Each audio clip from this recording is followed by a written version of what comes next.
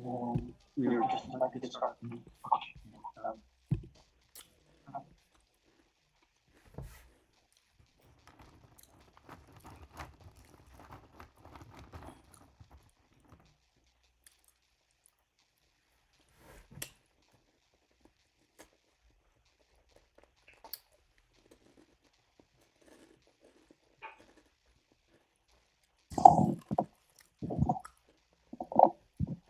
All right. Well, I want to thank everyone who's come out, and I think now is a good time to get started. So we'll go ahead and get started. Well, hello everyone. I'm really excited about this educational opportunity. I want to thank you all for attending in person as well as virtually. I think that I personally, and I'm sure everyone else would also like to thank our presenters for taking the time to come and provide their expertise and their knowledge about something that I think is really important. I want to make sure that this event can be as helpful as possible, so I'm going to start out with a statement about the expectations for this afternoon. And so as Baylor faculty, as residents, as students, trainees, we understand the expectations for our behaviors as it relates to civility and respectful conversation. This is a wonderful chance for us to learn, but that has to be built on an understanding of civility and respect for different faith traditions. And so I assume that goes without saying, but I'm going to say it to make sure we're all on the same page.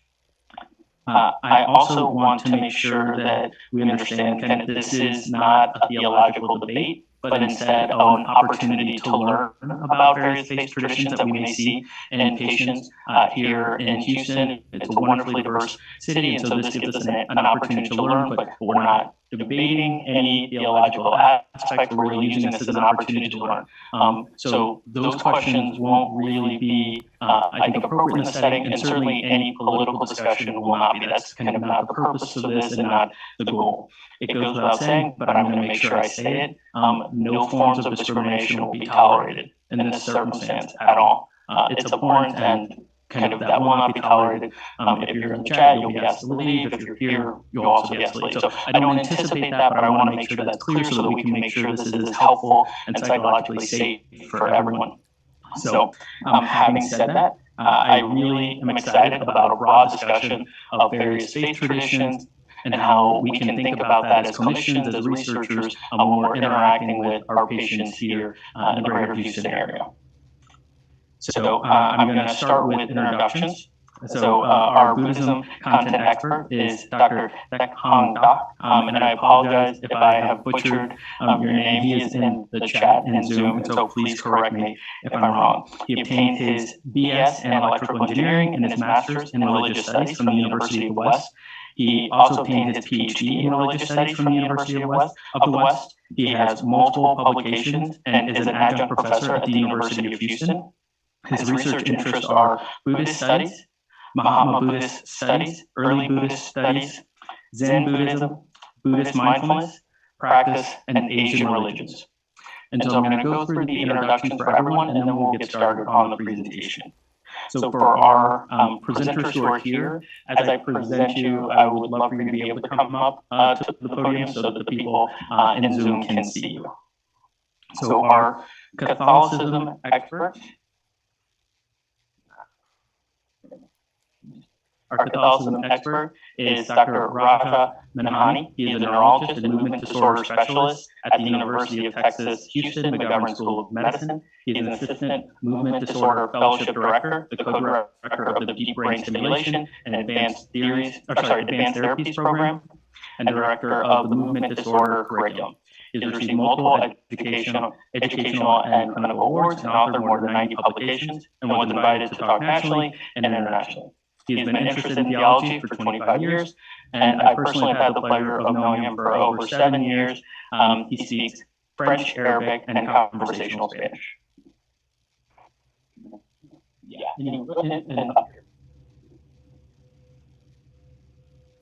Our Buddhism content expert is Dr. Savada Bakaribara. Hinduism. Thank you. And so the other aspect that I would like to encourage through my own example is giving each other grace when it's appropriate. She is a historian and educator. As a historian, she studies Indian religion, focusing on esoteric rituals, gender, bodies, particularly in Hindu Sakta Tantra traditions, the goddess Tantra. As an educator, she is an instructional associate professor at the University of Houston and also a research associate at the Center of the Study of World Religions Fellow at Harvard University. In the past, she has taught at Harvard University, the University of North Carolina, Wilmington, University of Montana, and Rice University.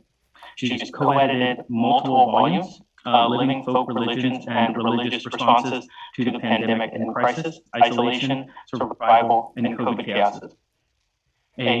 She's co-written a book, The Serpent's Tale, Kundalini and History of an Experience, and the third co-edited volume embodied Pedagogy and Religion, Transforming the Classroom Under Contract. Finally, she has worked on multiple divinized divas, superwomen, wives, heroes, and Hindu Sakra Tantra. Details of her other published work can be found on her website, savaraspeaks.com. She has an interest in building communities with individuals of various faith backgrounds who believe in kindness, compassion, and fulfillment. She is a board of trustee member of the Islam Institute and serves as an advisory board member of Compassionate Houston. Our Islam content expert is Imam Ansel Haq. He was born in New York and raised in Houston. He memorized the Quran at the age of 10, after which he led Tarawih, nightly Ramadan prayers for 21 years, and taught Quran at various mosques around Houston. He has a bachelor's degree in Management Information Systems from the University of Houston. After completing Arabic language program at the Islamic University of Medina in Saudi Arabia, he has also completed a bachelor's in Islamic law and jurisprudence from the Islamic University. He is also a certified chaplain through the Prophet's Mosque in Medina, Kingdom of Saudi Arabia, and has multiple teaching qualifications in various sacred sciences. After teaching in Malaysia and Houston, he and his wife started their own business, MyKidsHQ.com, providing quality Islamic educational resources like books, toys, and podcasts for children, as well as one for parents. He currently serves as the Imam at the Al Farik Islamic Center in Houston, Texas. Our Judaism content expert is Miss Gettel Francis. She'll be joining us virtually, and she is a licensed Master of Clinical Social Work and is a Behavioral Mental Health Service Community Intervention Specialist under Clinical Board Approved Supervision at the Jewish Family Service. In her role, she hosts lectures and trainings on a range of topics to increase mental health literacy and decrease stigma. She manages Jewish Family Services Mental Health First Aid and holds the title of National Instructor in Adult and Youth Mental Health First Aid. I've also had the pleasure of working with her at a function similar to this, and she is very knowledgeable and compassionate. Our Protestant content expert is Dr. Virgil Fry. Dr. Fry is a former executive director of Lifetime Chaplaincy, a hospital-based ministry of chaplains and volunteers. He now is the director of the Interfaith Spiritual Care Coalition for the Institute of Spirituality and Health at Texas Medical Center.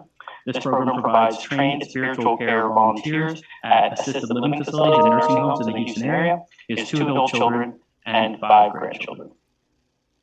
So I hope you'll join me in giving a round of applause to our presenters who are here today. So we're going to start the presentation with, yes, sorry, so please. Oh yeah, please. So I think everyone has seen you, so yeah, kind of feel free to.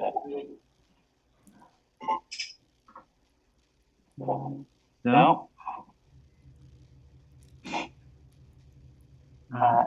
If we can unmute one of the participants, Dr. Tak Hagdak. He will be presenting now. Can you let me know how long can I? I'm sorry, I need to unmute. Yeah, thank you. Thanks for. All right. Let's see. Dr. Hongdak, can you hear us okay? Yeah, we can. Can you hear me? Can you hear me?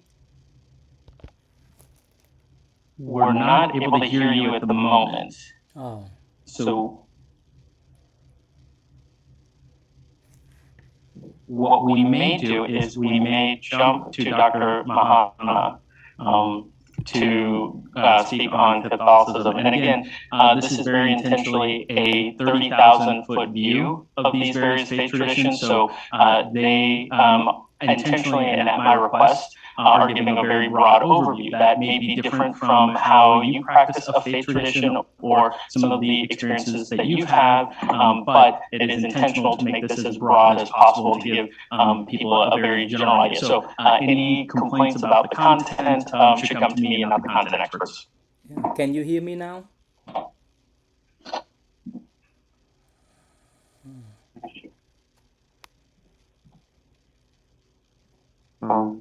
Can you hear me?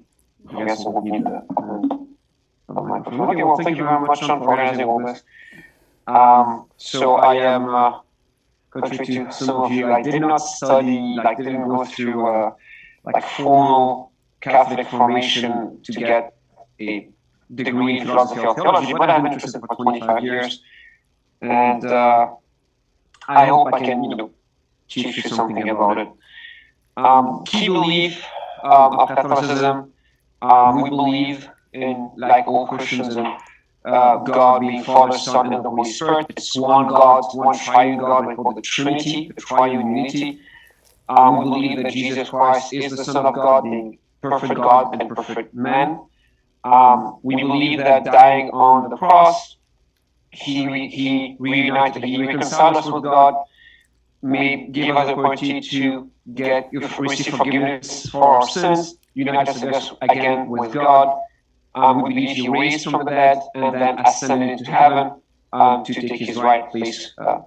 We believe that the third person of the Holy Spirit, of the Trinity, being the Holy Spirit, so we have Father, Son, and Holy Spirit, who leads the Catholic Church and leads each one of us to get closer to God through Jesus, so to the Father, to the Son. We believe that the Catholic Church is the body of Christ, that all of baptized Catholics are united as the body of Christ. We believe we can pray for each other, meaning I can ask you to pray for me, I can pray for you, and we can also ask our brothers and sisters who went before us to pray for us. We don't worship anyone except God, but we can ask for intercession. That sin is real, it's an offense made to God, and that to be saved, well, we have to want to be saved and go through through Jesus' merits. And we believe that ultimately there will be a judgment and eternal life. So this is very but I had to give the overview, and let's be a bit more alive with that. So the Catholic Church was founded by Jesus Christ around 30 AD in Judea. Jesus established Peter at the head of his church. Peter was what was then called the first pope. After Peter came Linus, then Cletus, Callistus, etc. So we have names and dates and everything of the both of that. And Pope Francis currently is the 266th pope. So there's continuous succession from Peter to Francis. This is what, if you hear apostolic succession, pontifical succession, this is what it means. Similarly, the Catholic bishops are the successor of the 12 apostles, what you call the apostolic succession. So you have the Bishop of Houston, Cardinal Leonardo. You go before him, who ordained that person, you went 2,000 years and end up with one of the 12 apostles. This is what we call the apostolic succession. Now, the Catholic Church counts 1.36 billion faithful as 2022. I don't have the number for this year. So roughly 17.7% of the world population. In the US and Texas, Catholics represent 23% of the population. In Houston, a bit more, 29% identify themselves as Catholic. So I mentioned the Pope, I mentioned the bishops. So this is how kind of the hierarchy of the Catholic Church looks like. You have the Pope at the head. underneath the Pope, you have other bishops, the Pope being a bishop himself. The cardinals are bishops that can vote for the Pope. The Archbishop is a bishop of a bigger diocese, and you have priests and deacons. And then you have lay people like me. So the deacon can baptize and can marry, can baptize and marry people. The priest can, in addition to what the deacon does, can listen, hear confession, give absolution, and celebrate the Mass, but cannot ordain another priest. The bishop can do everything the priest does, but can ordain another priest. And the Pope usually ordains bishops, unless a bishop can get permission from the Pope to ordain someone else. So this, from top to bottom, is really a relationship of service, not of lordship. The Pope is called the servant of the servants of God. And so it's like following Jesus' message, I did not come to be served, but to serve and give my life in ransom for many. So it's not like a king or dictator or something like that. This is why you will hear Catholic mention call the Pope as the Holy Father, because he's the father of this huge family. The Catholic Church sees him as a family of believers, and the Pope is the loving Father. Now, Holy Mass is really what is the root and the summit of spiritual life in Catholicism. And this is why Catholics have to attend Mass on Sundays and on days of obligation, because otherwise this would be a sin for them. It's an offense to God to not be there.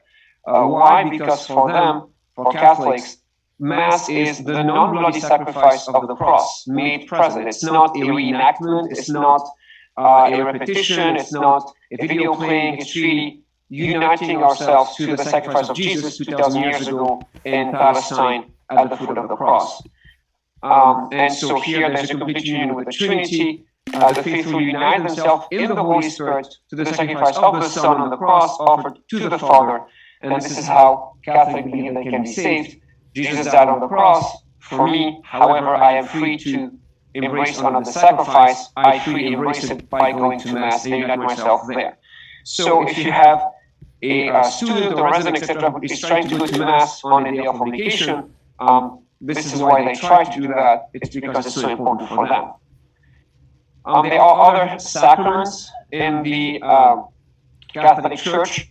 The sacraments is defined as a sign of God's presence through things perceivable to the sense, like water and bread and wine, etc.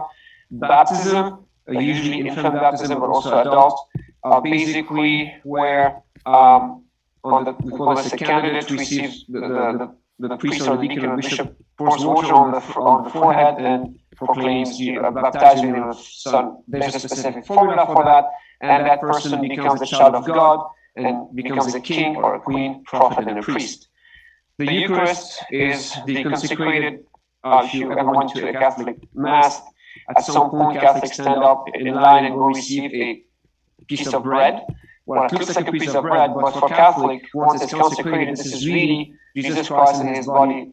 Yes, that's right. Oh, you lost me, I'm sorry. Hello there, sorry about that. Okay, so, John, I don't know what happened here. So where did you? Just right now, okay. But I mean, basic. Well, I'm extrapolating on my slides. So do you want to go on, John, or there's?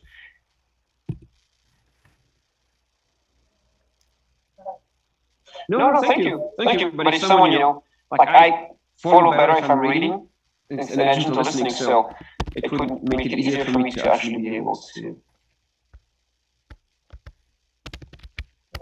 Oh, it's not, okay. Sure, of course. Okay, I'm going to start again. No? Yes? Okay. So, let me see.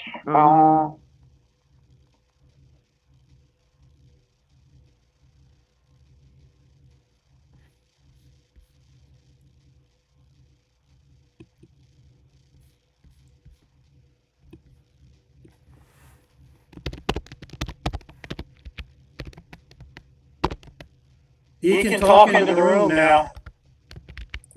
Okay. Yeah, sorry. So what you I apologize for the technical difficulties. We're going to come back to Catholicism. We will have Dr. Hongdat speak on Buddhism and then come back because I think there's some technical issues and I think he's able to speak into the auditorium. He was able to speak during the Zoom presentation, so those on Zoom were able to hear him, but we couldn't hear him here. Yeah, can you hear me? Yes, we can hear you. Yeah, can you give me 1 second here? You can hear me clearly?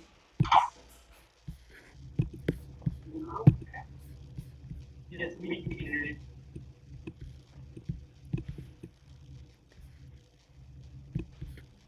Okay, so can I present myself?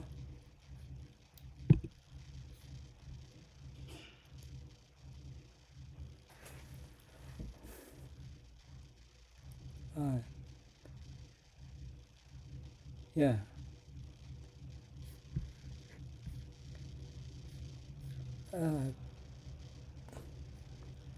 So we can hear you. Can I share the screen, please? That will be harder. Would it be possible to give him access to share his screen?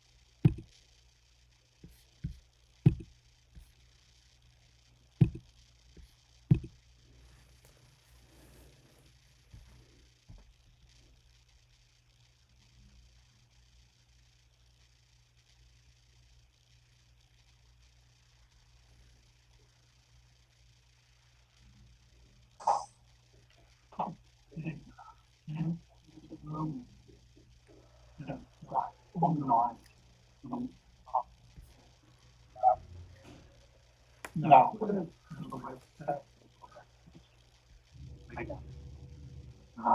So I apologize.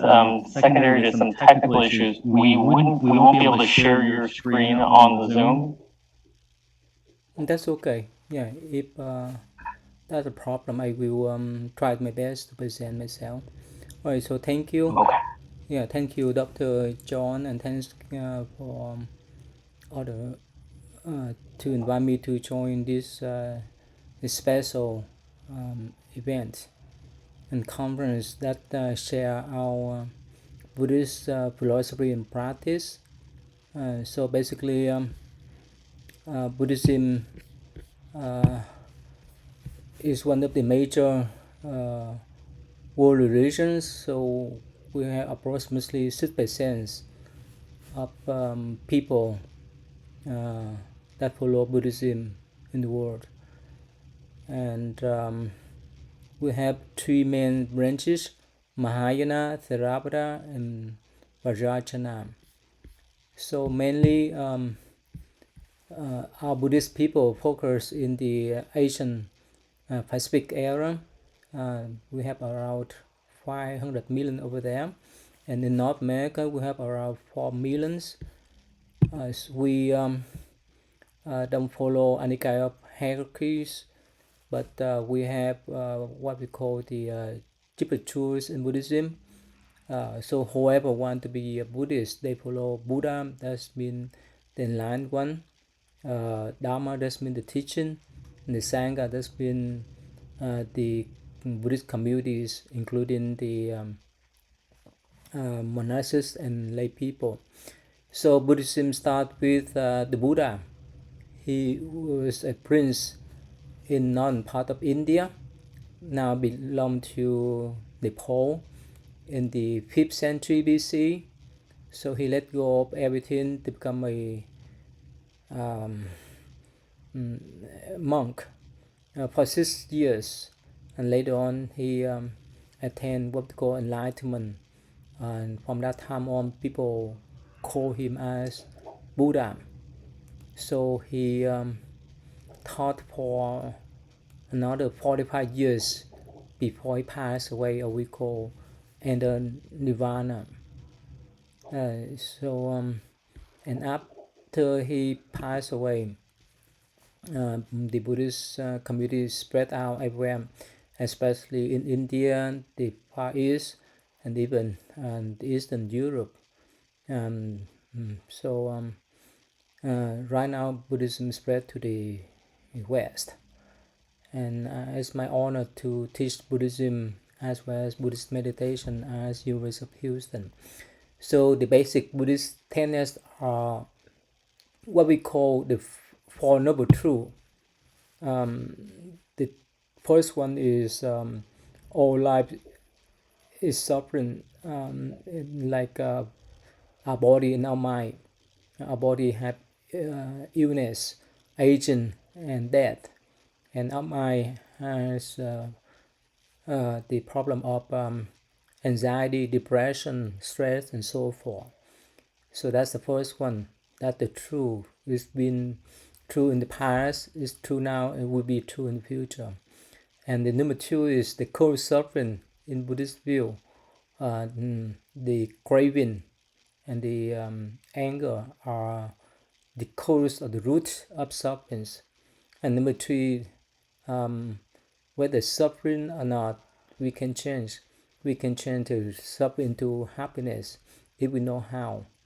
And the last one is the way how to solve or how to transform those kind of suffering through the Eightfold Paths, including the right view, right intention, right speech, right action, right livelihood, right effort, right concentration, and right mindfulness. So these are the basic ways how we deal with our mentality, especially the mindfulness nowadays so popular and prevalent that everyone can utilize, whether they are Buddhist or non-Buddhist, to transform the stress, anxiety, and so forth, especially in the medical environment. And in Buddhist view, we view that life is a cycle. This is a cycle of the birth, especially in the East, Hinduism, Taoism, and so forth. But in Buddhism, we recognize we believe that after we're done of our life is not the end. We may go up to the heaven, or we may go back as human, or may go down to animal realms. You may go to some kind of demon god, may go down to the realm of craving ghost, or even we may go down to the hell, as believed by other traditions. So basically, we have all kind of principle for us to live. For the Buddhist people, for lay Buddhists, they have to follow the 5 basic precepts: no killing, no stealing, no sexual misconduct, no lying, and no taking intoxicant, including alcohol or illegal drugs.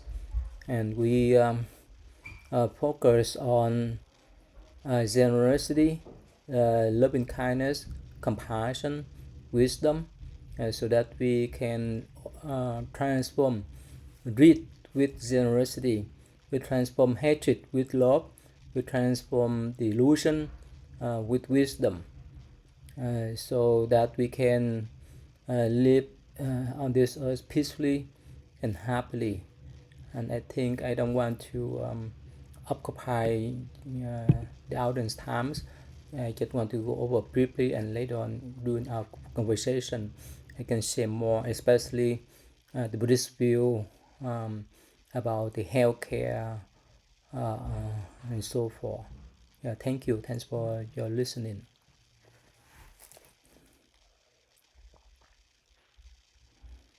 Thank you very much. That was very helpful and very educational.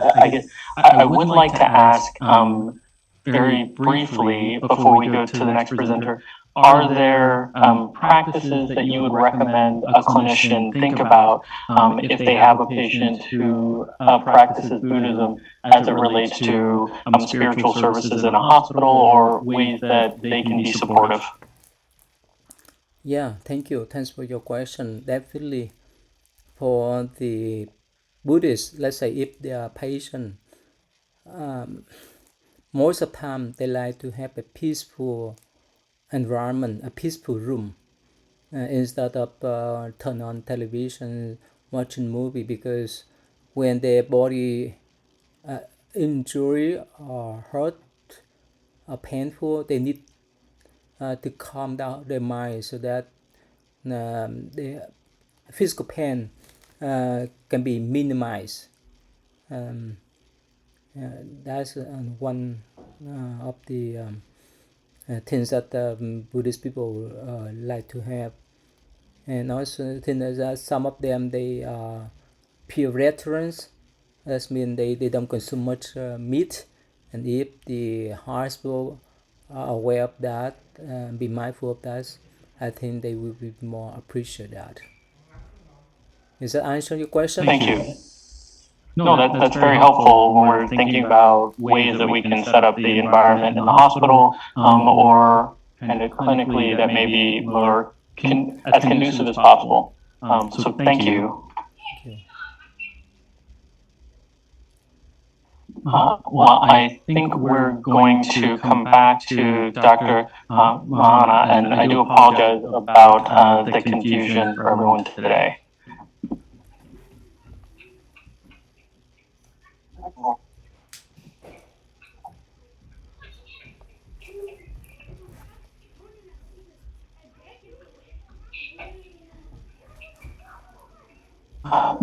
Doctor, would you be able to turn off your camera? I think that may allow us to put the slides back on the screen.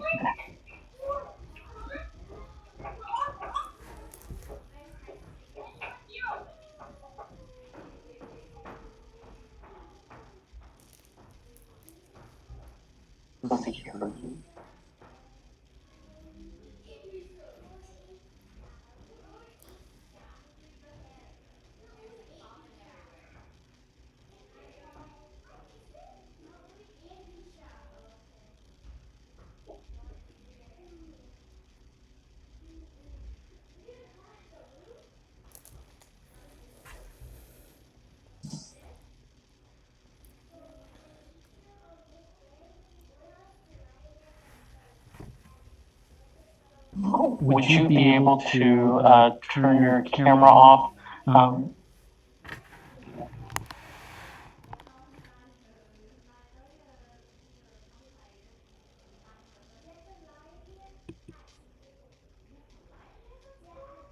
Thank you. And could we return to the auditorium view for the slides?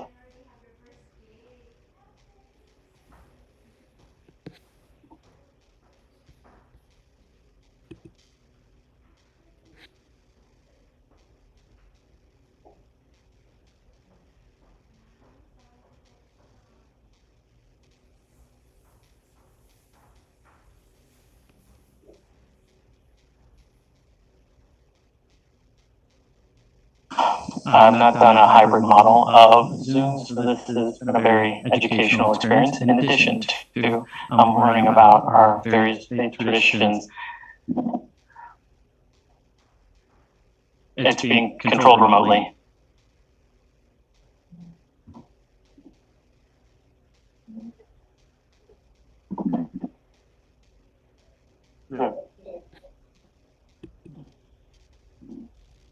Because we don't have Zoom on this one. Zoom is on this computer center right now.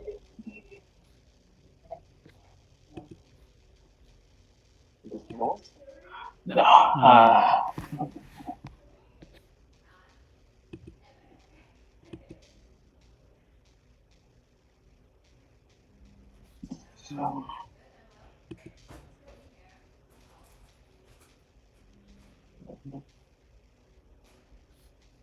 Zoom can see it. I'm not certain if they can. That's vision that we have here. What you have in well, this is the auditorium. Okay, do you want to just, sorry, I can do it. Okay, we'll do the slides, no problem. Okay, so I was getting to, said baptism Eucharist, so for Catholic, this is really the body and blood of Jesus, body, blood, soul, and divinity. And there's also confession. Confession for Catholic, when the priest or the bishop, it cannot be a deacon, forgives, it's actually Jesus himself forgiving. And so if you're in the hospital and a patient, Catholic patient asks you, hey, I'd like to see the priest, usually it's really the priest, it's not the chaplain, because a chaplain, like a lay person, can give advice, etc., but cannot give the sacrament. So it's because they want to confession or they want to receive the communion, and this is only a priest who can do that. So just to be aware. And then anointing of the sick is used to be called the extreme unction, like extreme, like at the very end, where it's anointing with holy oil, usually associated with, usually combined with confession and the Eucharist. The idea here is, well, restoring spiritual life and, God willing, physical health, but essentially preparing the recipient to meet their Creator. And that also can only be done by a priest or a bishop.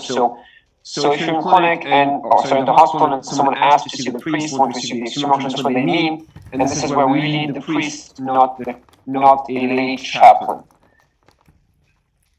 A few key things where we might be confronted to in clinic or in the hospital: abortion for Catholics.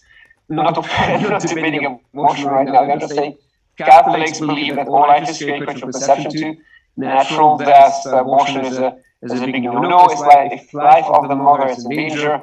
Thankfully, in the 21st century, we have means where we can get the baby. By the time the pregnancy becomes a danger to the mom, the baby can be taken out of the mom's uterus and put in ICU, etc. So both have a chance to live.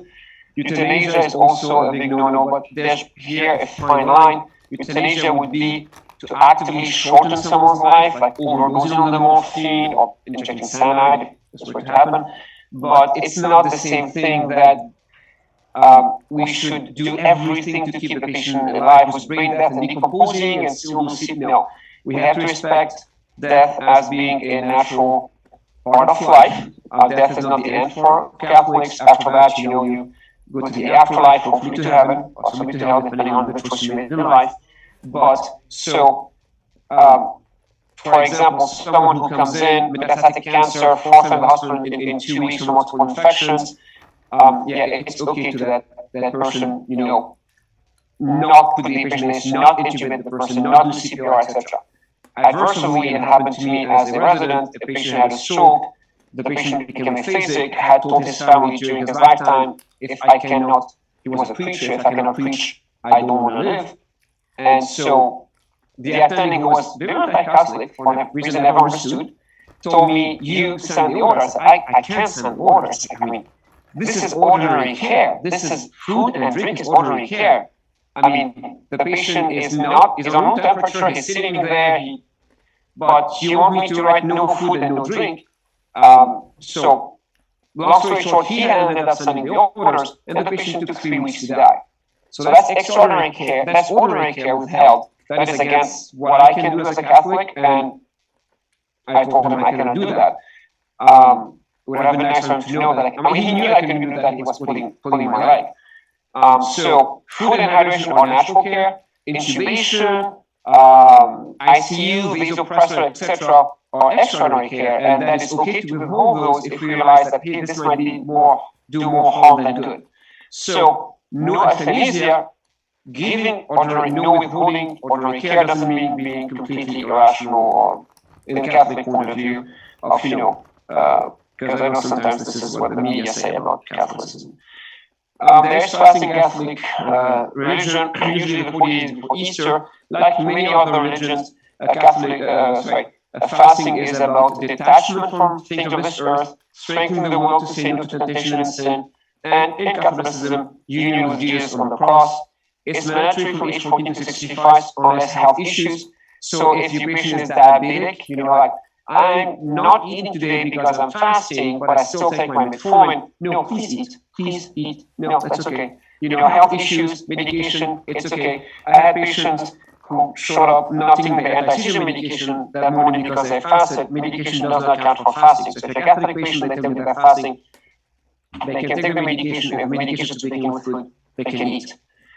And finally, major feast days would look better on a screen, so I'm not going to just read the list for you.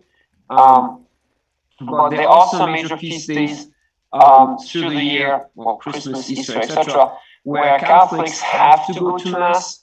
So they try to make it the 6:45 Mass in the morning. So if you have someone who works with you, works for you, and has to be 15 minutes late, arrive at work at 8:15 because they want to go to 6:45 Mass, it's really because it's a religious obligation. And they show up at 2 in the afternoon. Catholic Mass doesn't take 4 hours, so I don't know what they want after that. So there you can dig them on that. Where were you? Because it doesn't take 45 minutes or an hour and 15 minutes. And that was it for me. Any questions? Or actually, any questions now? Yeah. No. Okay, thank you very much.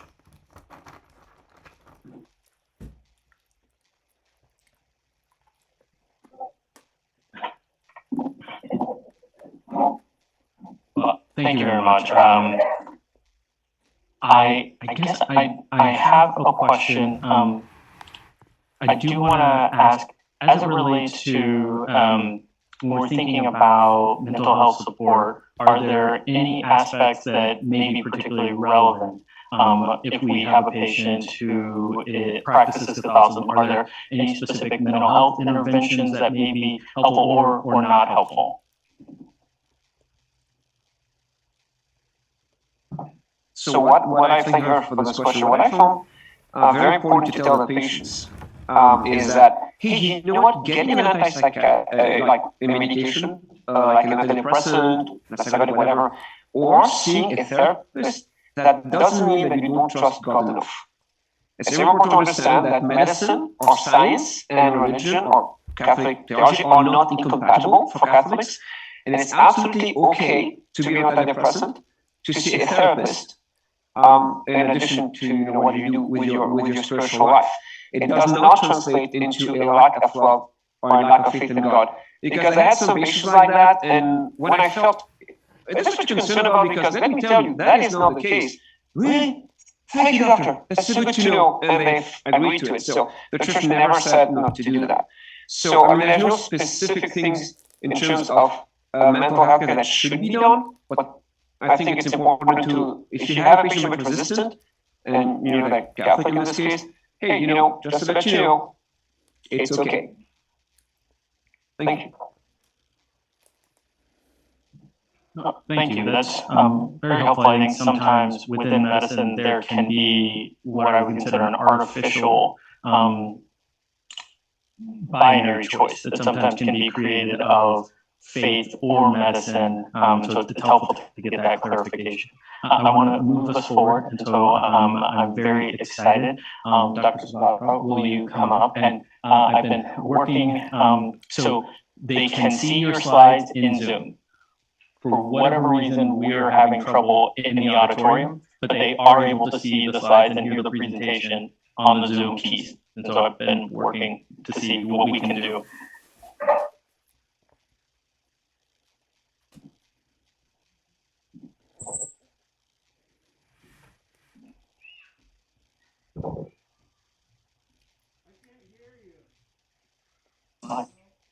No, you're on the right view.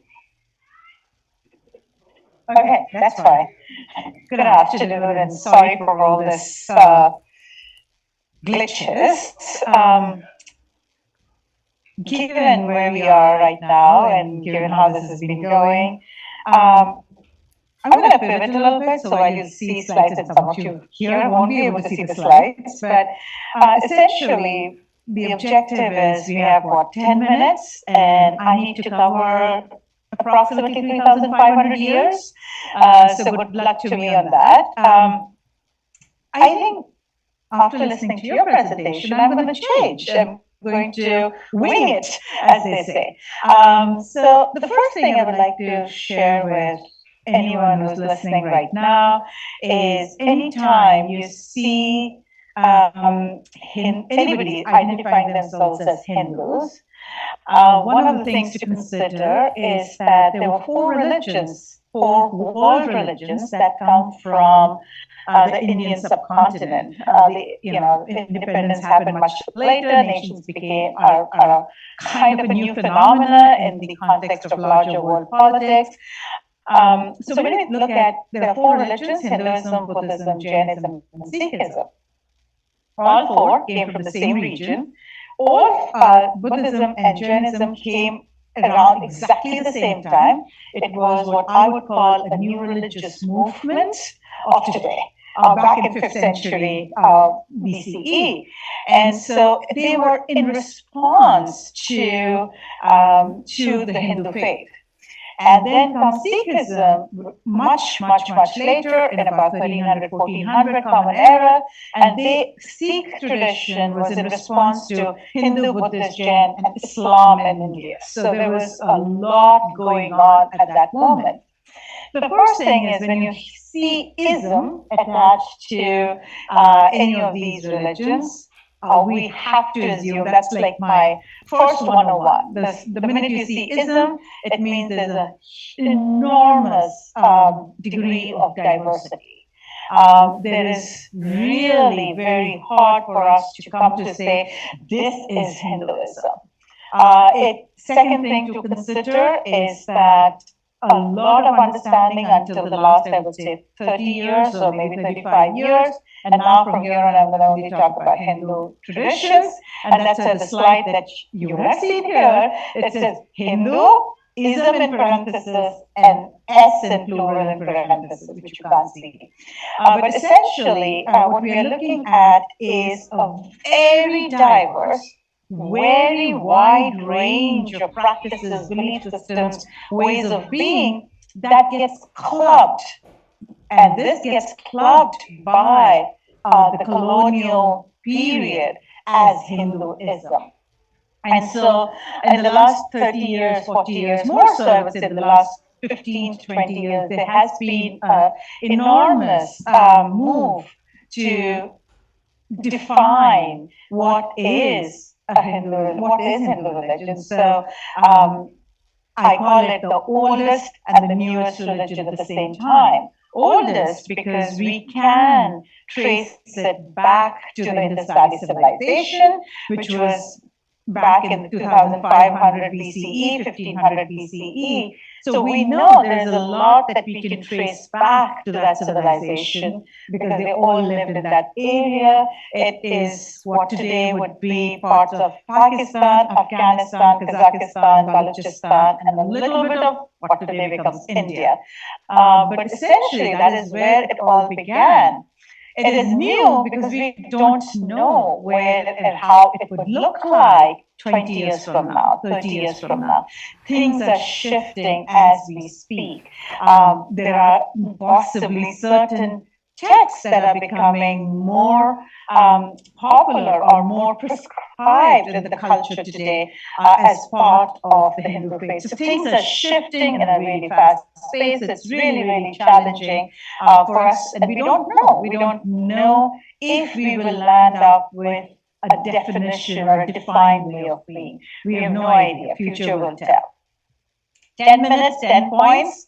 So the number one, it was derived by the term Hindu, comes from the term Sindhu. It was used by Persian people to define, there was a river called the Indus River, and so it was used to call the people who were on the other side of the Indus River, which was Sindhu River, and from there came Hindu because of the pronunciation. There was how the coin came up. Then came the Mughals. Mughals ruled the subcontinent for almost 1,000 years. And because of taxation purposes, there were taxes for, if you're a Muslim, there was a certain set of taxes. And if you're non-Muslim or come from a non-Islamic faith, there were certain taxes. So Mughals, for taxation purposes, used the term Hindu for Hindu, Jain, Sikhs, and Buddhists. So in the Indian subcontinent, a lot of times, You would be Buddhist, but for a lot of Hindus, you are Hindu because it was all part of the same understanding. Britishers then came after that. They used Hindu with but not U, not Hindu, but Hindoo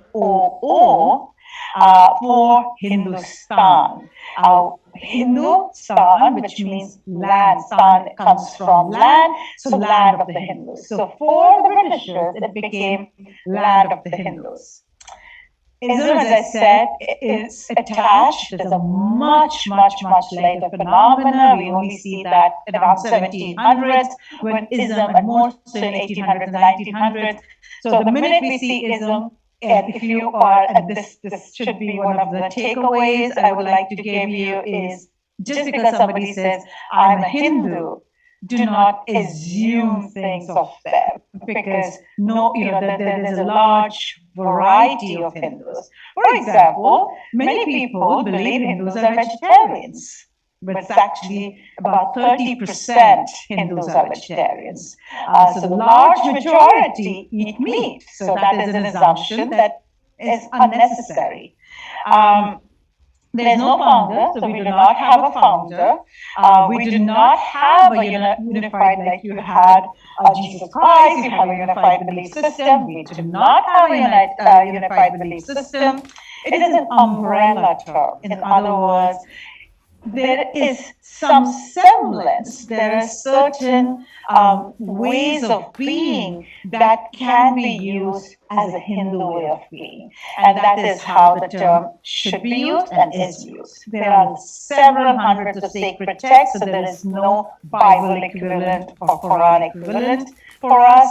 It depends on which part of the Hindu milieu you come from, therefore what text you study, what text you consider as revered, and these are just in hundreds. You can be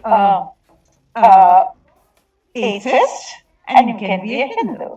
You can be a polytheistic and be a Hindu. You can be a monotheistic and you can be a Hindu. You are agnostic and you can be Hindu. Because there is, again, a huge variety there. So essentially, it comes down to it's an orthoprax religion and not an orthodox religion. Orthoprax religion means it's a way of being, it's a way of living. There is no standard saying you have to do this, or you have to do this, or you have to believe in this. So yes, in Christianity we have many different denominations, there's a lot of sects, but at least all Christians will say there is one Jesus Christ. We will agree on that. There could be many versions of the Bible, but there will be an agreement on the Bible, saying, okay, there is a Bible. But when it comes to the Hindu faith, that's not how it applies. It's orthoprax religion, and therefore it is more about conduct. So given all of this, what does it even mean? Like, who are Hindus? I use a term which is, I coined it and I use it extensively. What makes a Hindu comes from what I would call the socio-cultural DNA. There is something that gets very embedded in us, almost like a DNA, but it's a socio-cultural DNA that governs our life because it's a way of living. So life is divided in 4 stages. First is what would be known as a student, householder, retiree, and renouncer. There are 4 stages to life. All 4 are governed by 4 principles, which is dharma, karma, samsara, moksha.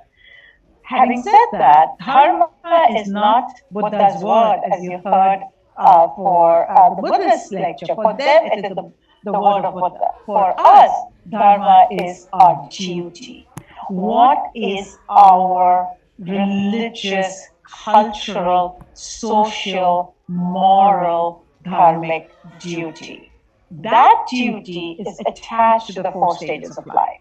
So as a student, I have a certain set of duties, which would be study well, get good grades, don't get into trouble, don't argue with your teachers, listen to your parents, and so on and so forth. As a householder, which I am, I have two sets of duties. I have a set of duty towards my child, which means I should be a good provider. So if you know of South Asian Hindu folks, or if you had friends, chances are your friends were not really allowed to do too many jobs, or there was a lot of focus on grades.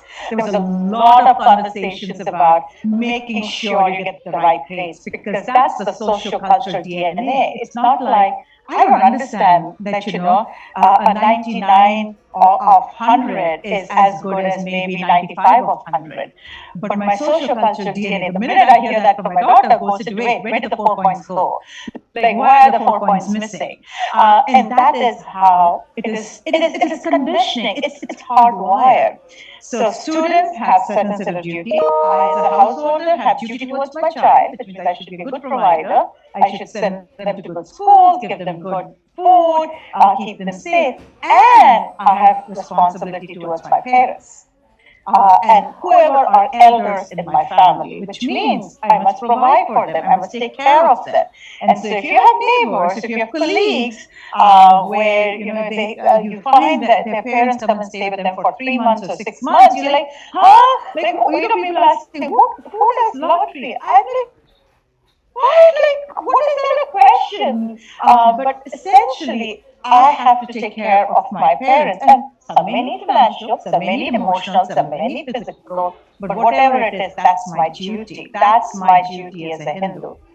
Then comes the retiree, which is my parents, where they also have duties, which means they are supposed to give me support when I need it, because there's only one person who can do so much, but they are mostly responsible for imparting the values, the same social cultural DNA, embedding into the next generation. So to teach the grandchildren, to tell them what is the right way of doing things, what is the wrong way of doing things, and so on and so forth. How do you do certain things? And finally comes the renouncer. The percentage of renouncers are kind of declining. Not many people are opting to do it these days, but the renouncers are when you say, all right, I'm done. It's a peace out moment. You check out of society, you check into hermitages that take care of you till you transition into the next life, and you have no contact whatsoever with your family. Your family is informed when you transition, and that is how you do it. So there is a moment in time when you check out. As I said, that's not as common as it used to be, but apparently it's also coming back, but don't know. So we are very, very, very, very defined by our duty, our dharma, our righteous duty. That leads to karma, because every duty done right will lead to karma, which is the results or the results of your actions. I was a banker for 10 years, so I call it the credit debit ledger keeping. At the time of my transition, I don't want to be bankrupt, which means I don't want bad karma to be higher. I want to transition with good karma, good results, because we believe there will be a time, there will be a journey, and if we have enough good karma, a choice will be given to us. We'll be presented with a choice, and we will not be assigned randomly into certain worlds. And if we want choice, we must work towards it.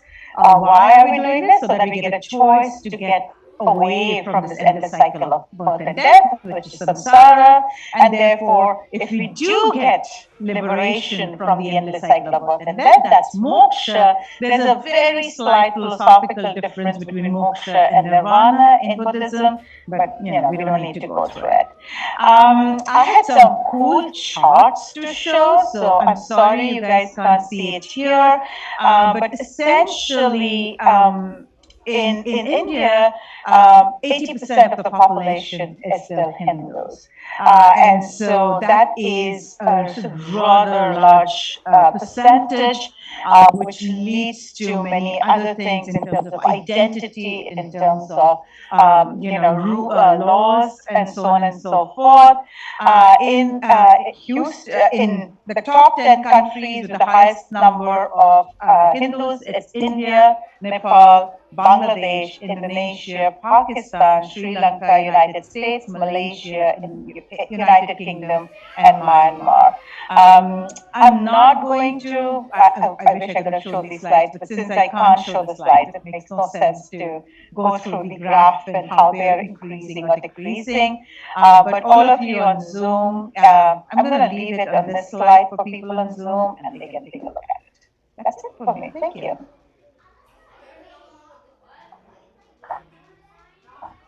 I'm going to wait here for your question and then jump. Any questions from the audience?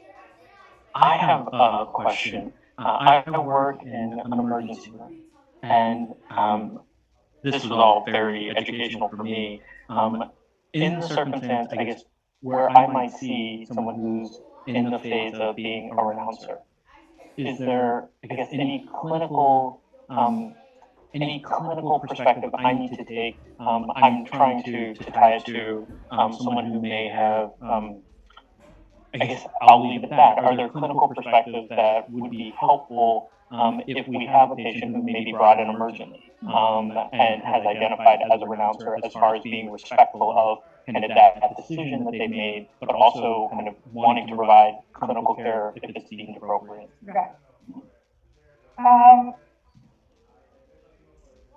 The chances are that 99.9% chances are when someone, it's kind of a hospice situation, right? So I volunteer at Houston Hospice. So it's kind of the hospice situation where when you're a renouncer, you have made these things very clear with regards to, I don't want CPR, I don't want this, you've made it very, very clear that you don't want to be put on life support.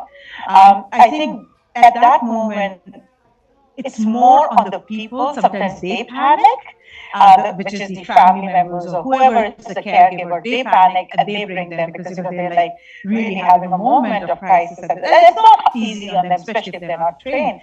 I think the minute you see if the person has said that I am in that renounced state, or if they've made it very clear, of course, there's a legal side. You have to make sure that legally they're clear, they have the will and all of that. But once you determine that, I think it's more about counseling the caregivers, the members who have brought the person in. I think the shift needs to move away from giving care to the patient in this case, and the care needs to be given to the caregivers.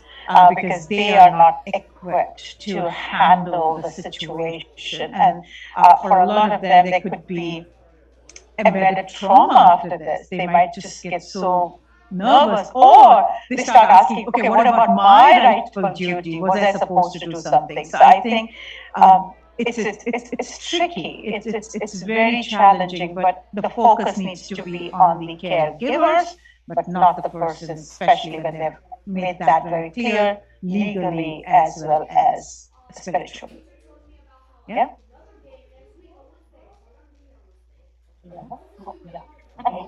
I didn't get any questions. No, thank you very much. That was really helpful, and I think the take home may be clinically that the transition when we're thinking about our caregivers and the trauma that they may develop, as well as thinking about caregiver support, ways that we can support families in a circumstance like that. I'm really excited. We are now moving on to Islam and our content expert. So I will get out of the way. If there are questions, please feel free to put them in the chat. If there are questions from our audience, please feel free to kind of ask. I'm more than happy to come up with questions. This has been incredibly educational for me, but I'm hoping others will get something out of it.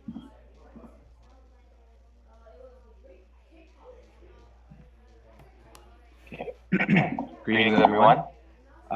So, just in terms of an overview for Islam, I'm going to make that a little bit briefer than going into the different aspects that clinicians or caregivers or whoever is seeing a Muslim patient would need to consider, because in Islam, somewhat similar to Judaism, there's a lot of laws and certain regulations that Muslims have to follow as part of their life and lifestyle. So, in overview of Islam, it's considered one of the three Abrahamic faiths. So it's an offshoot of what we believe the Prophet Abraham preached. It's a monotheistic religion, worshiping one God, and we believe that the God of the Jews and the Christians and the Muslims is all one and the same, the one Almighty God, whom which there's no one else or no other deity worthy of worship except for that God. And it began, as Muslims believe, when God sent the angel Gabriel down with the revelation to the Prophet Muhammad, and the revelation was sent over time, whereas we believe the other forms of revelation, for instance, whatever was revealed to other previous prophets, like Abraham and David and Moses and Jesus, were sent down all at once, but the Quran was sent down over time, over a period of 23 years. And we do adhere to the other prophets of other religions.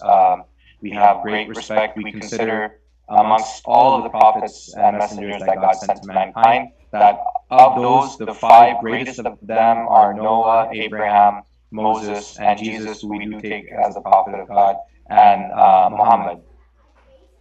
And I mentioned it's a monotheistic religion. It's based upon five main pillars that every Muslim is to follow. The first one is the testimony of faith, where you testify that there's none worthy of worship except God, and that Muhammad is his last and final messenger. And then after that, you follow in action through prayer. So Muslims pray 5 times a day. Throughout the day, we have the early morning prayer, which is before sunrise. Then we have the noon prayer, and then we have the late noon prayer, which is when the sun is much past its zenith. And then we have prayer at sunset, and then we have an evening prayer as well. And it consists of different, acts. That the prayer is pretty uniform, but the number of units in which you pray depend on which prayer you're praying.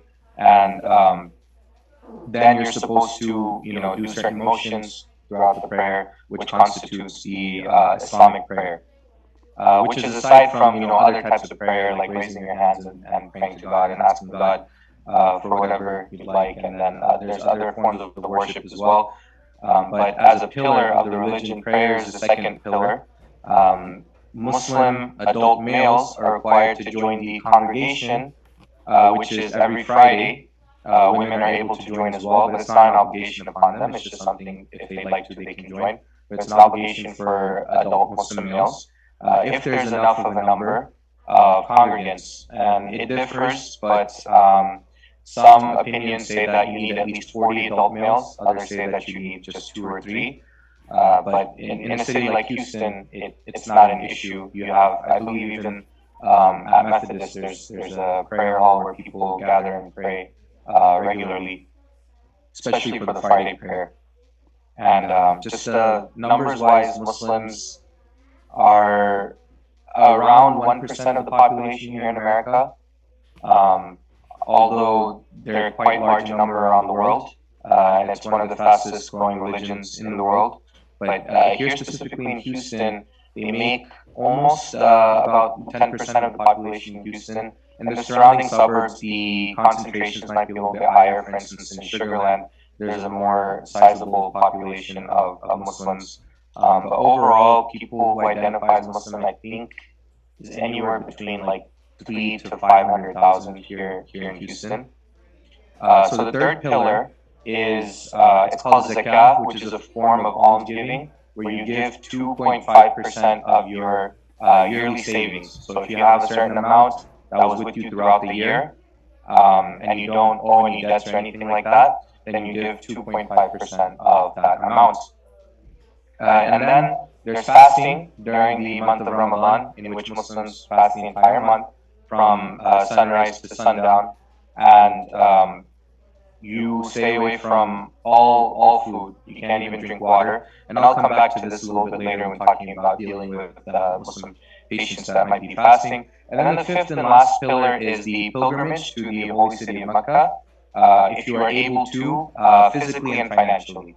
Right? So if you're able to pay for, the ticket, being away, your time there, to be able to live there and survive there during the time there, and be able to provide for whoever you're responsible for back home, then you are financially capable, physically capable, if you're able to go through all of the parts of the pilgrimage. And if you're unable to in either of those aspects, then the obligation of it is dropped, but you're still able to perform it. So if you're financially capable but not physically capable, then you can pay to, let's say you're on a wheelchair, you can pay to have somebody push you around in a wheelchair through the different parts of the pilgrimage. Or if you're unable to just go and make the trip because you're just chronically ill or you're paralyzed and whatnot, then you can pay for somebody else to perform it on your behalf. Or unless you have like a family member that volunteers to do it on your behalf. If you're physically able to but financially unable to, then once again the obligation is dropped, but maybe somebody could sponsor your trip and whatnot. So you can still go and perform it in order to gain the reward and the benefit of performing the pilgrimage. But as I mentioned, the obligation has been dropped, so you won't be held accountable for those things. In terms of the Islamic faith, there's many aspects that guide our everyday lives, but in our faith overall, we have certain pillars or tenets of our faith as well. It's pretty simple and straightforward on the surface, but it's very deep and vast in how you can apply it in your life and to learn and understand it. So we believe, of course, in God. We believe in the angels that He created. We believe in all the books or the revelations that He revealed to mankind. We believe in the prophets and messengers that He sent to mankind. We believe that there will be a life after death, that there will be a day of resurrection and a day of reckoning. And we believe that all good and bad is from Allah, from God. And Allah it's the Arabic word for God. Right? It's not that Allah is a certain deity separate from other gods. We just in Arabic the word Allah is for the supreme one and only God. It's also a term used by Arabs of other religions that in reference to their God. So they also use the word Allah as well. So we believe that God has predetermined certain things, and everything happens by His will. But then also for Muslims, it's very important to, as part of our faith, to show or display patience and gratitude, and to display modesty, and to be clean physically as well as spiritually. And if there's any other questions pertaining to the Islamic faith, then I'll be more than happy to answer those. But I want to now move into the things to keep in mind, because there's quite a few, right? So number one, Muslims have certain restrictions when it comes to their diets. No alcohol, no pork. When it comes to slaughtered meat, there's a difference of opinion. Some and vast majority of Muslims do believe that you cannot eat any animal that wasn't slaughtered in the name of God. Some say that you can eat the meat as long as it wasn't slaughtered in the name of another God. And some say that it doesn't matter as long as it was slaughtered appropriately, whether God's name was read over it or not, then it's allowed. But Muslims cannot eat certain types of animals. We can't eat predators. We can't eat anything that eats that are scavengers that eat dead meat. We ourselves cannot eat dead meat, meaning that the animal, it cannot already be dead. So if you go hunting and you shoot the animal, it gets shot in the head and it dies, Or in a lot of slaughterhouses, what they do is they'll stun or hit the animal over the head so that it's not moving when they slaughter it. But if it dies before it's actually slaughtered, then it's not okay for Muslims to partake in that, because then it's considered carrion, which is dead meat. Anything that lives in the sea is allowed for us to eat.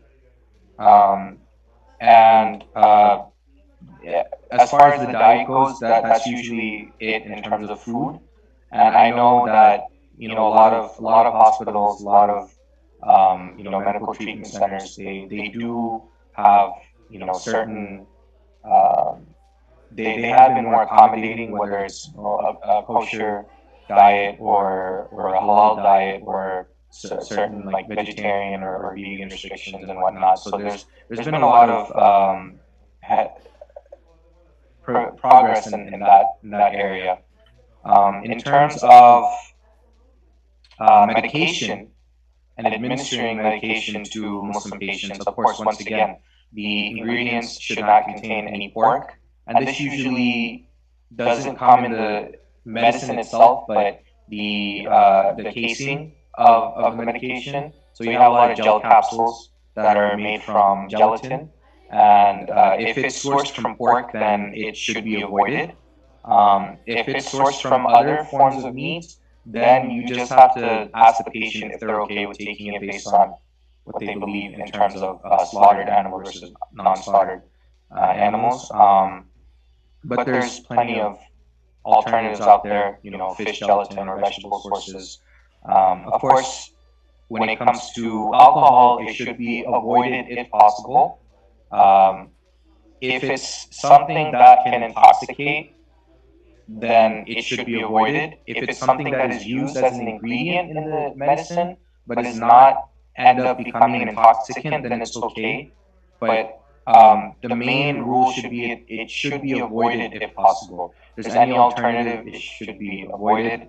But keeping this in mind, there's a certain principle in Islam that if it's a life-threatening situation, then you are allowed to forego those restrictions. So if it's an emergency and the person's life may be in danger and the only medication you can give them has maybe pork or alcohol in it, you administer it, and then later you explain to them that, hey, this was our only option at the time, and we understand that it wasn't okay, but Islamically it is allowed. For instance, if you're in the middle of the desert and you're stranded and you have nothing to eat and you're on the verge of death, and then a pig just happens to come by, right? You're allowed to eat that pig in order to survive, right? So we place the preservation of life over certain restrictions in dire situations.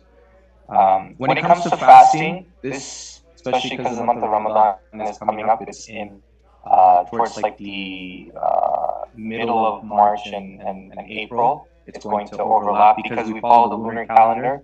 So the month of Ramadan, it changes every year. It goes back about 11 days every year because the lunar calendar is shorter by 11 days than the Gregorian calendar. So when it comes to fasting, if a patient is sick or ill and they're unable to fast, and their doctor or physician or whoever is looking after them knows this, then they should let them know that, hey, if you fast, it will affect your health overall. For instance, if a patient is diabetic and the amount of fasting or staying away from food and water for that long will affect them, affect their blood sugar or put them into different, hypo or hyperglycemic situations, then it's okay. Their doctor needs to tell them that you're unable to do it. If it doesn't affect them as much and they can go through it with a proper meal before starting the fast and a proper meal after, then the doctor should give their medical opinion on this. It's not the end of the world for a Muslim if they're unable to fast during Ramadan, because if they are chronically ill, for instance with diabetes or something else that may prevent them, or if they're too elderly to where it'll affect their health, then instead of fasting or even having to make it up later, they just pay to feed a needy or poor person who was unable to feed themselves in for the number of days that they're unable to fast themselves. So I have family members that are diabetic and they can't fast, and they have to take, their glucose shots or insulin shots, and they're, you just have to pay to feed a poor person for the days that you are unable to fast.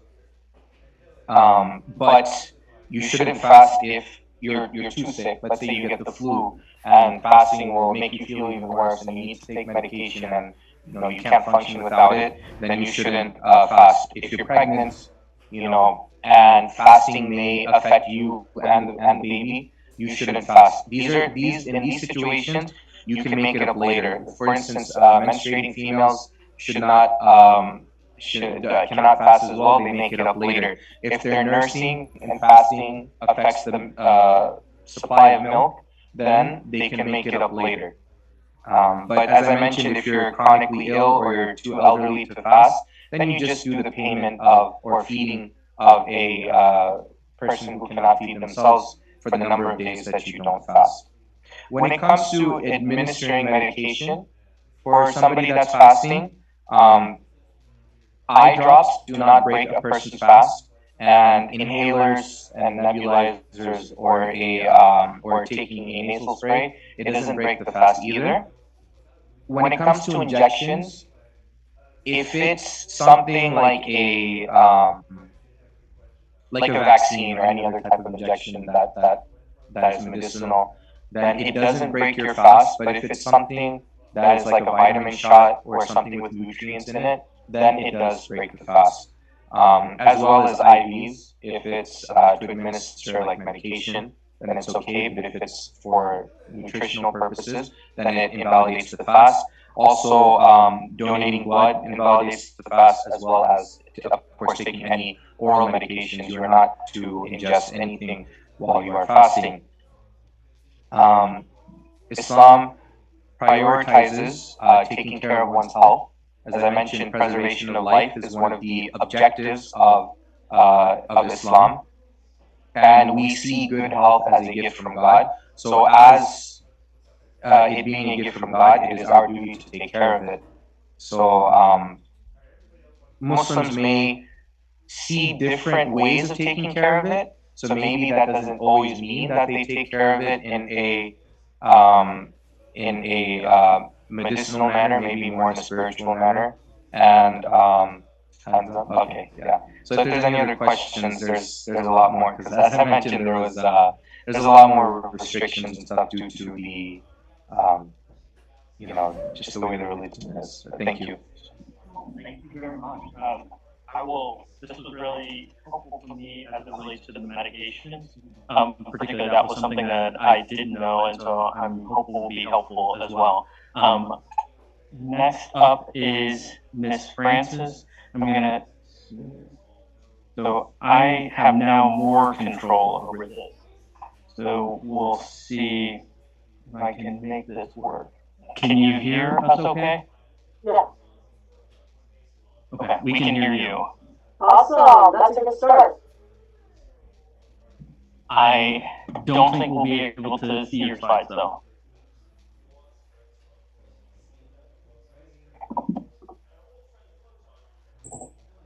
But if you want to get started, I can see if I can make it work.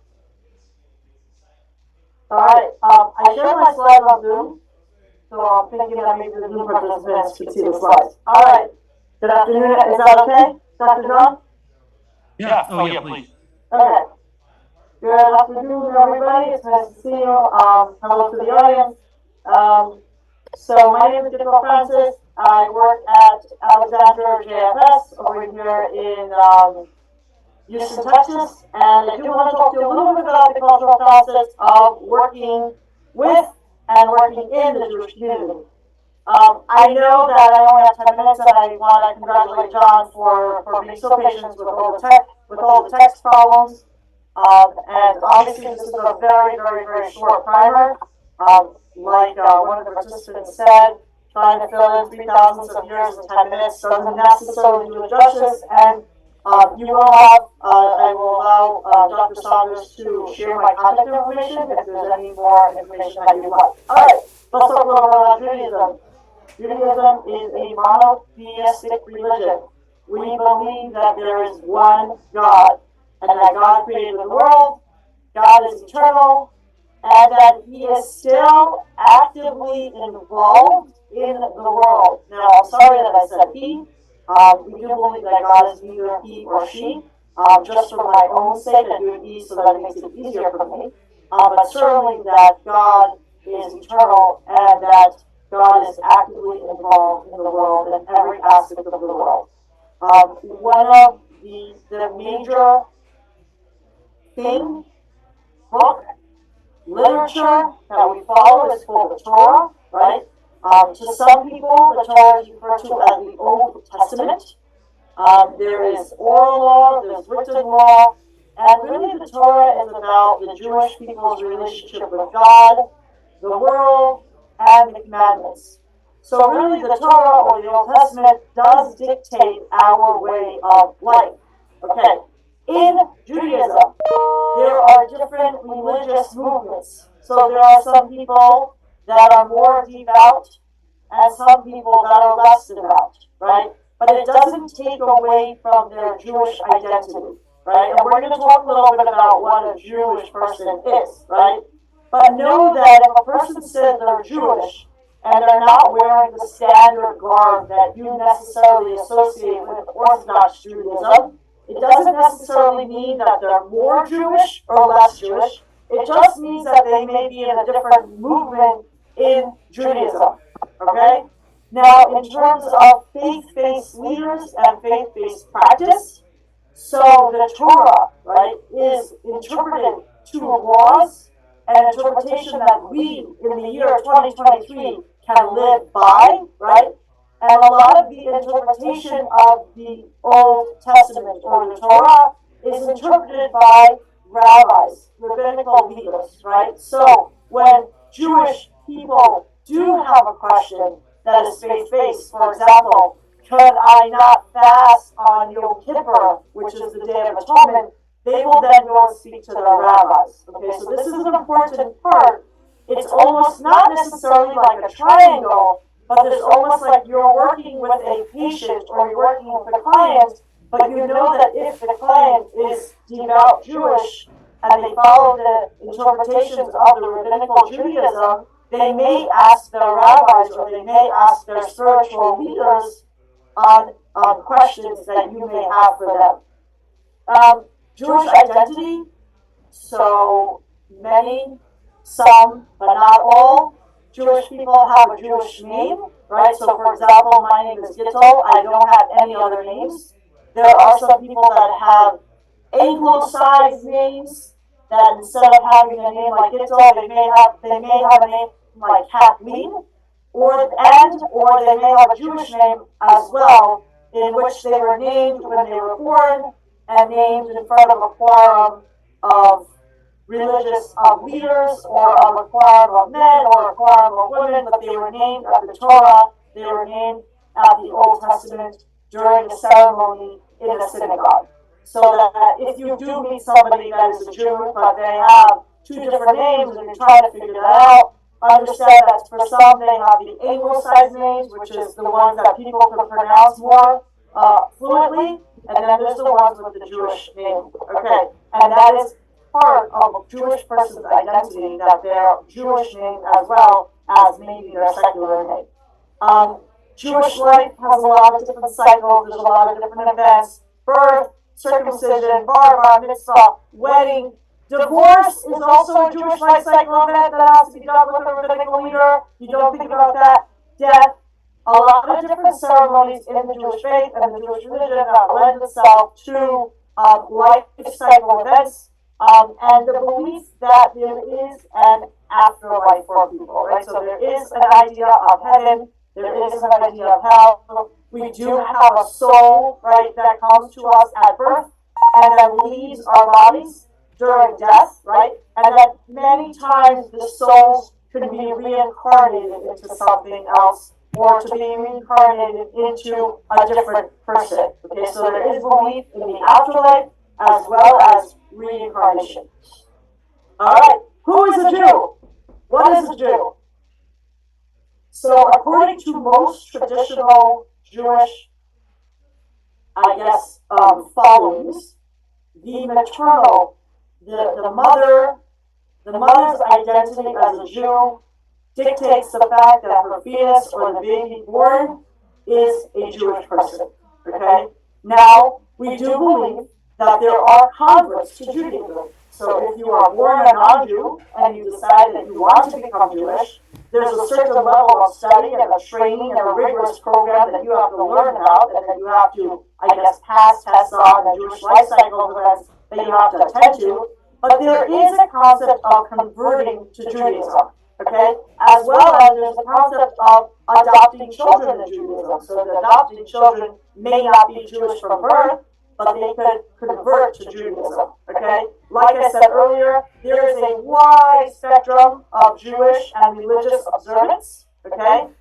And that generally we like to use the word Jewish, right? So a Jewish person, rather than saying, oh, that's a Jew, right? A Jew is more of a derogatory slang word, and we refer, if people refer to us as Jewish, right? This is part of our identity. We are not Jews, but we are Jewish people. Okay. Next, Jewish concepts and values, right? Tzedakah, charity, tithing, can also include volunteering. So there is a sense of, if I have something, it's not only for me, but it's for everybody, right? We believe that God loves everybody the same. The person on the street, the person that's a billionaire, right? God loves everybody the same. And therefore it is our opportunity to be able to give back.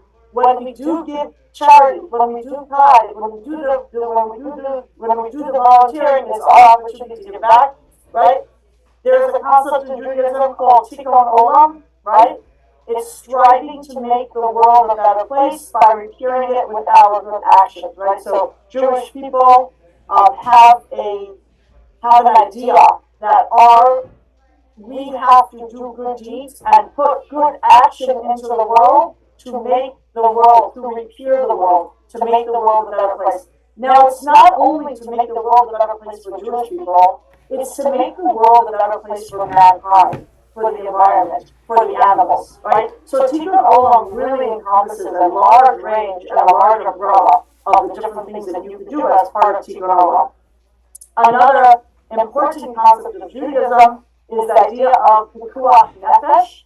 Pikuach nefesh is doing everything that you have to do in order to preserve life. And that includes suicide prevention. That includes going over and above the rules of Judaism, let's say dictated by the Old Testament or interpreted in today's modern age in order to save a life. So if there's a problem, with a medical procedure, and if it's going to be life-preserving, and even if it means that you're going to be using things or you're going to be ingesting things that are not necessarily kosher, or that are not necessarily basically rabbinically okay in certain situations, the idea and the concept of preserving a life comes before everything else. Everything else. Okay. The other thing about Judaism is the idea of humility, right? Being humble, right? Recognizing that that God created the world, and that God created you. And that you have the opportunity to engage in things to repair the world, but at no point should you take advantage of that, and that you should think that you are better, or brighter, or wiser than anyone else. This idea of being humble, okay? The other thing is the idea of chesed, which is different than charity. Chesed is actually deeds. Okay, so doing good deeds, showing up for people, okay? Being there for people. When somebody dies, this idea of paying a shivachol. What are you doing with the shivachol? You're bringing food, you're sitting with the bereaved, right? You're sitting with them in their grief. You are showing up for them. When you volunteer, you are showing up for them. So there's this concept in Judaism about showing up for people in their time of need, which is different than charity, right? It's showing up for people in their time of need. Another concept of Judaism is to be thoughtful with the words that we speak. So that includes, not using foul language. That includes not talking about somebody else in an unjust way, kind of not, doing the regular speech, the regular idea, sharing ideas or sharing negative things about each other or creating lies about each other, right? So there's the idea of being thoughtful in the words that we speak. And then I want to say last but not least, but this is on my slide, there's tons of concepts and values, but these are the ones I chose, is caring for the stranger, right? So it's not necessarily, like I said earlier, that Judaism does not espouse that you only care about each other, but that you care for everybody, whether they're a stranger, whether they're poor, whether they're rich. Just the fact that they are a human being created by God, we have the opportunity and we have the moral kind of integrity to be able to have to care for them and to be able to care for them. All right. I know that one of you mentioned the lunar calendar, so I am a very social person. If I met you in person, I know who you are. But I know that Islam also follows the lunar calendar, and therefore it's hard to understand. But our Sabbath begins on a Friday night, right? Instead of a Saturday morning. So because we follow the lunar calendar, the new moon comes up in the evening, right? And that's when the new day starts. So the new day starts in the evening. So therefore, our holidays, our religious traditions generally start in the evening time at sunset, and they generally end at sundown the next day. So for about 25 hours. There are differences, right? There's 11-day differences between the lunar calendar and the solar calendar, and every couple of years we have a leap year. So, for example, Ramadan could fall out in September, but it could also fall out in August, and it could also fall out in October, etc. In Judaism, there are certain holidays that have to be kept at a certain time, and therefore every couple of years we add a month, and we add another extra month in the Hebrew, in the Jewish lunar cycle calendar, so that our holiday, when we're supposed to be outside, is in the fall, and the holiday when we're supposed to be celebrating Passover is in the spring. That's the way that it gets done. All right. One more slide that I think is important to share with you is working with Jewish clients. Okay. I think that the most important thing is to start where the person's at. This is where we as professionals and as caring people start, right? So some Jewish people won't shake hands from the opposite sex, right? Some people wear a kippah. Some Jewish people wear tzitzis, right? And these are different kinds of observances, right? And for you to keep in mind that because of the idea of conversion, right? Even though in our minds there's an idea of Jewish homogeneity, the reality is not, right? And there's really no way of somebody to prove themselves that they're a Jew, right? So if somebody says that they're a Jew, you gotta really take that back to say that they're Jewish, and not sort of say, well, who was your mother, who was your father, etc., right? So that there is this concept of homogeneity in Jewish faith, but the opposite is true, and that Jewish people are very, very, very heterogeneous right now. Okay, listen, ask questions if something's not clear. Understand that Jewish people may consult their rabbinical authorities, right? Consult with a supervisor, consult with somebody knowledgeable if something doesn't seem clear, because there are, especially when it comes to mental health and physical health conditions, there are ways that Jewish people, people that we work with, could use the letter of the law to their detriment. And if you think about the concept of preserving life, we know that that is the most important concept. Okay, so for you to know that you should consult with knowledgeable people that are not necessarily connected to the patient, right? So that you yourself understand if the patient is coming from something from them, or if the patient is coming from something that is part of their religion, right? Are there any workarounds? Are there any spaces? Are there ways that we can do things differently? And the other answer is, don't do more work than the person themselves wants to do it. So don't try to find those loopholes if the person themselves doesn't want to find those loopholes. Okay. Any questions or comments? Great presentation. Thank you very much.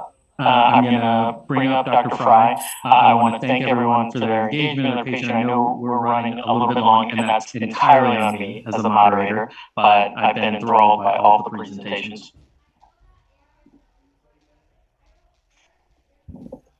well, John, you're going to find that none of us are very forgiving because we're much too religious for that. It's worked well. The technical problems are just part of the world we live in. I'm here to speak about Protestantism, and the Hindu speakers talked about ism and the divisions that talks about our segments. About 34